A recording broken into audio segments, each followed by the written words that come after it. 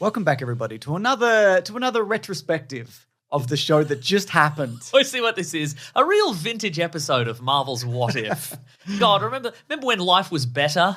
Just an innocent time where you could watch you could sit in front of your TV of a Saturday morning and you could watch What If episode 8. It felt like a completely different era in time, and even time of day, even when you say so. Yes. If people could leave a like, just for retrospectives, just for dudes looking back, just That's for nostalgia. Right. Yeah. Do you remember Saturday morning cartoons? Leave a like. Do you remember Cheese TV? Sorry, Collings, who's editing this, because now you probably have to find an image of Cheese TV. To be clear, it's not just some sort of weird Australian channel where we watch cheese on TV. It was it was. I mean, it was. It was a weird show. Yeah. Regardless. Anyways, this week, episode 8, the penultimate episode, asked the question: what if Age of Ultron, but he really did an Age of Ultron this time? Heck yeah! What if he just went balls out Age of Ultron? Right. Gems out, I should say. He got all his gems out. He put them all on Front Street. Absolutely. Great question. I thought this was terrific. This is one of my favourite ones. Yeah. I mean, I do. However, look, if I have one criticism in retrospect of maybe the series of a whole up till this point, I think it's interesting that they went, this is the main bad guy, and they introduced him like last episode. Yes. Like maybe with a rewatch or maybe in the next episode we might see that they have seeded the appearance of the character in previous episodes. But I think it's kind of like they got 7.5 episodes in and they went, who are they going to fight at the end of this? Ultron? We did Ultron, but he's got the Infinity Stones? Yeah, let's do it. Infinite Ultron happened in the comics. Let's do it. Just quickly on the cast. He's got a big stick. He's got a double lance of some sort. He does. He's double lancing it. He could knock 2 knights off 2 horses simultaneously if they were both coming in different dimensions. Right? Spoilers, by the way. That's what we always do here. Just quickly on the cast. Jeremy Renner. Lake Bell does an excellent Black Widow. Even better this episode, I thought. Yeah. Toby Jones returns as Zola. Josh Keaton very briefly as Captain America, which we will talk about. And of course, for the very end, we got the return of Benedict Cumberbatch. But I just quickly wanted to talk about Ross Marquand, who, of course... The Red Skull? He voiced the Red Skull in Infinity and Infinity something something and Endgame something something, those movies. The viewers will fill in the blanks there. They know what we're talking about. They do. Even if we don't. But this time around, he is voicing a version of Ultron that's neither James Spader nor Paul Bettany. And I think that was intentional because... Spattany? Yeah, because this doesn't feel like he was trying Joel Spattany. Very good. Somewhere right in the middle. Yeah. But to you, did it feel like he wasn't trying to do either? Because that's what it felt like. I was just a guy, I thought. A guy, yeah. And that makes sense. I mean, his mannerisms were sort of similar. And he did have, he was accurate in the sense that he had this goal to, I guess... clean up the universe and make it clean and orderly, but also he was kind of sassy, which was very much his vibe in Age of Ultron. He was a bit sassy as well, wasn't he? He was like, I'm going to destroy all of humanity to improve the world. Get it, girl? Something bag of chips. Right. You ain't all that. Wow, that's This is a retrospective, Mason. No, I'm using old memes or whatever. Yeah, it's not that you haven't been outside in like 12 years. It's not that. Another thing that I want to reflect on is the return of the Hawkeye haircut. But not quite, though. I wanted to bring that up because this is a better version. Well, yeah, but it's not. I felt like this one was just like the very short back and sides and just longer on top. But it did it have the rat's tail No, in it the didn't back? have the rat's tail. Okay, well, that's just a short haircut. I think it's better. I think it's it better was, too. So... Look, sometimes people are like, actually, that Hawkeye haircut is actually a good haircut.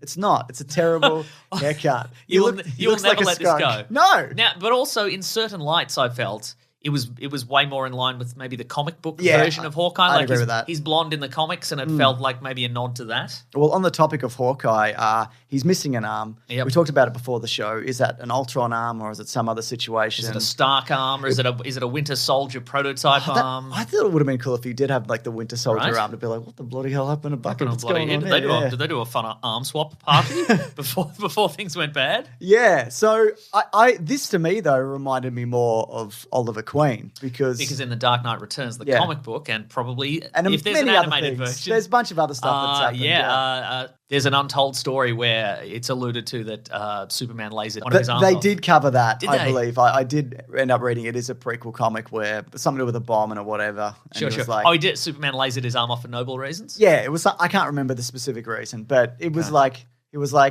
this is as good a time as any to laser your arm. Sure, yeah. Yeah, so there I've you always go. wanted to laser that dude's arm off.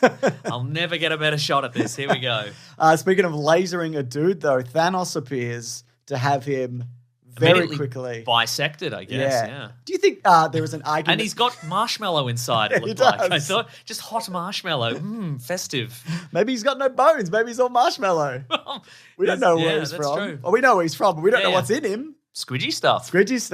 Do you think there's an argument to be made here that they've just nerfed Thanos throughout this series? Because it was this and it was Black Panther told him to be nice. I think also, well, they definitely nerfed him in that episode. But I think in this, the traditional way to show that the new big bad guy or the new hero is tougher than the old villain or hero is you just have him beat up the old version, right? You know? Like that was traditionally in comic books, like the way to show that a new hero was cool and badass in the 90s was to have him beat up Wolverine. Yeah, that is true. Yeah, Daken, you're talking about. Oh, I thought you meant you Daken. You Dak Wolverine.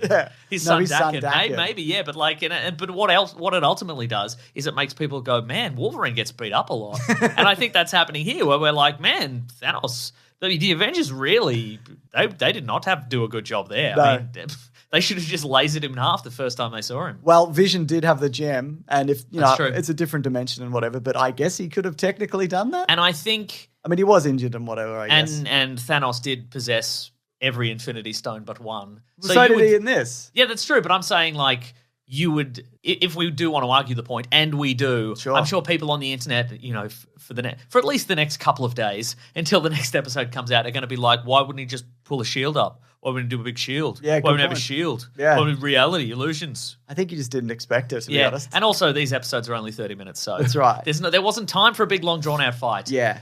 There wasn't time for a big, long, drawn-out fight between Vision and Thanos. There was only time for a big, long, drawn-out fight between Vision and the Watcher in a big corridor of mirrors or whatever it is. Where the Watcher lives, apparently. Yeah, where the Watcher lives. Traditionally in the comics, he lives on the moon. Yeah, well, that's true. But in this, with Nick Fury. Yeah, but in this, he lives in a big corridor of mirrors. Just quickly on that, I'd be like, man, I don't know what to watch.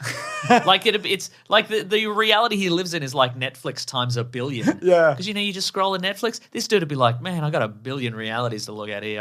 Can't focus on anything. You've got a billion realities, but then you've got television within those realities. Oh my God. You'd be hard up for choice. It's like the ultimate VPN. What? It certainly is. It really is. But also, I just wanted to say on Thanos, I don't need to see Thanos as a villain again. Like, what if Thanos was a villain, but a different way? Right. I don't need that. We just did that. Yeah. Also, they killed off Captain Marvel as well, which I think people would have been upset if Captain Marvel had have lived and he didn't. I think that would have been the whole definitely, thing. yeah. And obviously, that, and we now have a definitive solution. How do you kill Captain Marvel? You lure her into her punching you into the core of a planet, and then you just blow the planet up. It's easy. Easy. Anyone can do it. So Zola returns, and I liked it when he turns up and he's like, you guys don't even know I've got plans within plans. And they're like, we know. Yeah. We just need to skip past all of that. There's a new thing going on. There's a thing called the internet, Zola. Maybe you could have got on it and then you wouldn't be so far behind. We know.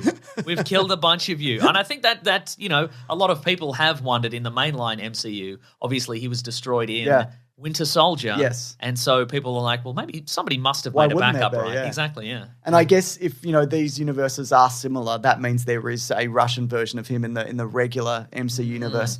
But speaking of Mason, yes, I've mentioned before, who is the Watcher talking to? Who's he talking to? Great and question. People have been like, he's talking to the audience or whatever. But I'll say this, Mason. He says, in your universe, the Avengers stole the cradle and used it to create the hero Vision. Right? So that's the main MCU. Yeah, I don't live in that universe, so he's not talking to me, but he's probably talking to maybe Doctor Strange, because that may have taken place after Age of Ultron. But also, if he's talking to... He's not talking to me, Mason! No, but the reveal at the end is that he is talking to what I think is the evil Doctor Strange from the Doctor Strange episode, which suggests that Age of Ultron happened in that universe as well. That's what I'm saying, played out pretty much the same as the Age of Ultron in our universe, which is real and really happened in our universe. So it finally got to the point where the Watcher is stepping in. He nearly nudged some files off the shelf. I love that part. I felt he was like a hair's breadth away from like leaning in and going, just blowing on the box, so it fell over. And Hawkeye would be like, "What's this? Oh my god!" Yeah. No, he saved it. He saved it till the very end. I really did enjoy when he first realized that Ultron could see him, he's like, what the hell is this? Like, that was his first response, which I enjoyed. And then they just Dragon Ball Z'd each other for a bunch of minutes. They both like powered up at one point. Watch it put on his Goku armor or whatever that guy is that you like. You know the guy you like? Yeah, Goku. Yeah, you like and that his guy. armor and his golden Goku armor he wears. That's what I'm assuming is correct, yes. Yeah, Tell me how correct I am in the comments about I will. his golden armor. I'm going to tell you right now. Is that from the comics? I think it Probably. might be. Because it ultimately would be quite embarrassing to be flying through the air in those weird Watcher robes. Yes, it would, wouldn't it? Yeah. I did enjoy that quite a bit, and I'm going to talk about it more when we get to Easter eggs, but there is some nods to other universes and comic stuff when they're flying when we're flying through some stuff. So also, but it's also interesting. Oh, is it? It is interesting generally, but it's also interesting as a side note to know that the Watcher in this universe, especially, is so powerful that even somebody in possession of every Infinity Stone, has a great deal of difficulty going toe to toe with him. He's that tough, which I think is interesting. Yeah, it's good that the Watcher also has a bunch of shields and lasers and stuff. Yes, right. I forgot he could do all that, or maybe he can't. And a big head. He's got a big baby. His head was. He's got a big baby's head.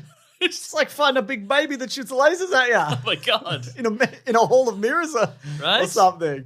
Yeah. So look, every week also we've been saying, when are these universes going to merge? Look at all these hints about these universes and how they're going to merge. And there's been, some people in the comments being like, why do you think these are going to merge? These are clearly separate episodes, just like it is in the comics. They're separate.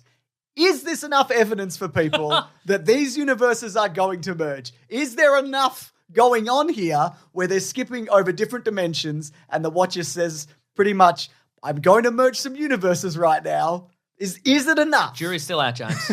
You don't know for sure. Maybe there'll be an even more smarter, cooler twist next time. There might just be. Yeah. And speaking of next time, let's talk a bit about next week's episode. Okay. This is a quote from director Brian Andrews, who says, on the topic of episode 8, it is its own episode. Do you mean 9? No, this one. Okay, right. Yeah. It does flow into 9. You can watch 8 as a standalone, but 9 is, for once, we actually answer the end tag. So there you go. So a lot of these have left on cliffhangers. Mm-hmm. Some of them we will be returning to, including the Doctor Strange, who's trapped in a little crystal or something. Oh, yeah, sure. And so, next week will be a continuation of this. And because it would be weird if they were just do another Party Thor episode, unrelated. Yeah. I don't think you can do this episode and then do something separate, How about next episode? It's the Watcher fights another dude who comes through in reality. It's a different guy. But he's drunk. He's like, what? How did I get here? I was just at my office party and then, boy, you got a lot of Netflix, man. This is cool. I'm going to slap your big head about. What do you think of that? Also, I always enjoy a universe, and we get this a lot in the Old Man Logan universe and other barren wasteland universes where anybody of note has already been obliterated. Sure. And it's just who's left? The people who can't really do anything, The people who were not a threat initially, yeah. Yeah. I also liked when they got an Ultron bot to Zola about. Mm-hmm. They shot his legs out to be like, don't be running away on us. And in doing so, that killed Hawkeye. Because he could have just grabbed them both by the scruff of the neck and flown them out. Not a lot of great tactical planning, I think, in that sequence, especially when Hawkeye puts his USB stick arrow in the computer. Oh my God. It downloads Zola's consciousness, and then he just whips it right out. You're not gonna unmount that. You're not gonna eject safely. The whole world is at stake here, and you're just boing. And I mean, I've pulled out the USB stick and it's fine, but what if it's not fine? That's old tech as well, right? Yeah. Oh, my God. Corrupted file. Yeah. Missing some stuff. We've all done it. They got to escape with a backpack of 5.25-inch diskettes. Hey, these are just like the save icon. Where'd these come from? It did look like a slightly more modernized version, maybe a 90s version. Yeah, maybe, yeah. Of Zola. Anyways, I also liked that. He had a hypercolor t-shirt on. Yeah, that's right. But I also like that the different versions of Zola don't converse. Yeah. So they just exist as separate entities. Yeah. I thought that was interesting. Anyways, let's do some Easter eggs. Just a few bits and bobs where you might be like, wow, you've done amazing insight and research. Thanks, James.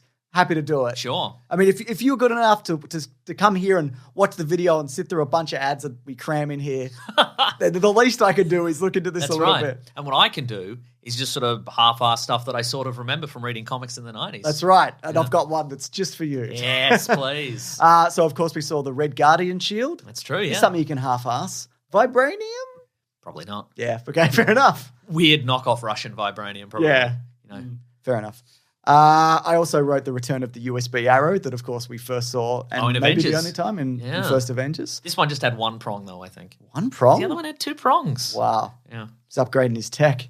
We also got the reverse sacrifice because it was Clint Barton who managed to kill himself first. That's true, yeah. Just these guys in different dimensions just seeing who can kill themselves the quickest. Maybe in the next dimension it'll be both.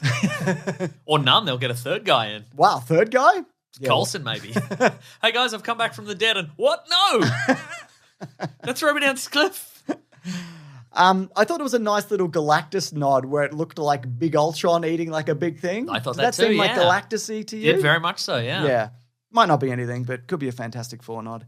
As we were skipping over dimensions, one of the dimensions that we saw was Steve Rogers being sworn in as president. Yeah. Which is interesting because in the Ultimate universe, Steve Rogers is Captain America, but also the president. Yeah. So there you go. But it also might be a universe in which it wasn't Captain America. It was actually the Red Skull with the face of Captain America who becomes the president. Yes. And then he's like, I'm going to make America all Red Scully. What do you think about that? I mean, Steve Rogers-y. But we are going to put some red skulls on some of these flags. Yeah, we're gonna do some weird salutes. I got some Steve Rogers. I got some funny ideas for some salutes. I'll tell you that much. Another dimension we might have got is the 1602 universe. Do you want to explain that a bit? Well, this is the one that you have to explain. Oh, okay, right. So it's time for you to step up. Oh my God, it's a series that came out 15 odd years ago, written by Neil Gaiman and drawn by Andy Kubert, and it was basically the heroes of the Marvel Universe transplanted back to the year 1602, so sort of Elizabethan era. They're not transported back. They are sort of 1602 era versions of themselves, except maybe Captain America, who's modern day Captain America. Just regular Captain America is like, this is nuts. You guys are doing all kinds of salutes here that I don't understand. I hate how all the water is dirty and everybody's just drinking it and getting sick. I don't like it here. Yeah. Talk about man at a time, but in the other direction. Am I right, fellas? We don't know what you're talking about. We barely understand what you're saying. It's hundreds of years ago, or as we call it, the present day.